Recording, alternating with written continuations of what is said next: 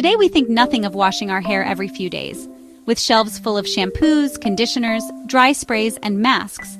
But in the Victorian era, hair hygiene looked entirely different. In this episode, we're exploring how women in the 1800s cleaned and cared for their hair, from what they used to how often, and why it mattered so much. You may never look at dry shampoo the same again. Contrary to modern routines, Victorian women rarely washed their hair with water, sometimes only once every 2 weeks, and for some as infrequently as once a month. Why? Because washing hair required significant effort. There were no showers, no hot water on demand, and no electric hair dryers. Hair washing involved boiling water on the stove, mixing it to a tolerable temperature, bending over a basin, using harsh homemade soaps, then waiting hours for hair to air dry. Hair was worn long, often waist length or longer, so drying could take half a day, especially in winter. There was no such thing as shampoo, at least not the bottled kind we know today. Most women used one of the following: Castile soap, a simple olive oil-based soap used sparingly. It was drying and hard to rinse. Egg yolks, used to cleanse and add shine but difficult to wash out completely. Vinegar rinses. Apple cider vinegar or diluted white vinegar helped cut through scalp oil and restore shine. Some women also used herbal rinses, rosemary, chamomile, or nettle teas for scalp health and scent. Rainwater, considered softer and better than well or pump water. Conditioner didn't exist, but hair oils were popular. Macassar oil, a blend of coconut, palm, and ylang-ylang oils, was applied to ends and scalp. So common was its use that people invented antimacassars, decorative cloths placed on the backs of chairs to protect them from greasy stains.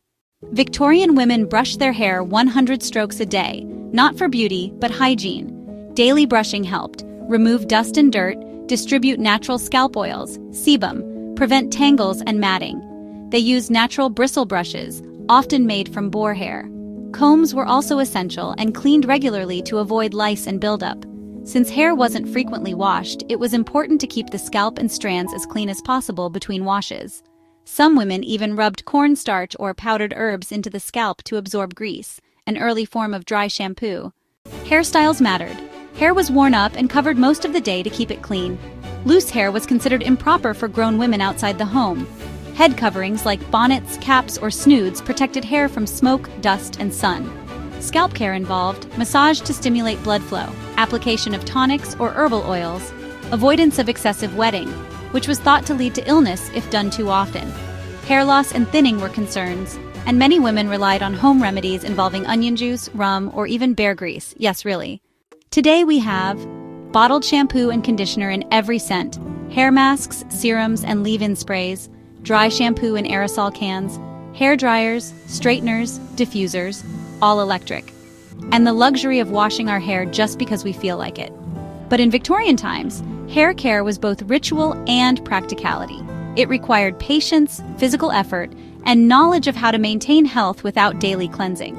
Understanding their methods reminds us that hair hygiene has always been about adaptation, and that clean has meant very different things in different eras. Which part of Victorian hair care surprised you most? The egg yolks, the vinegar, or brushing 100 times a day? Leave a comment below. And don't forget to like and subscribe for more deep dives into vintage female hygiene and daily life. Next time you're reaching for your conditioner, just imagine doing all this by candlelight.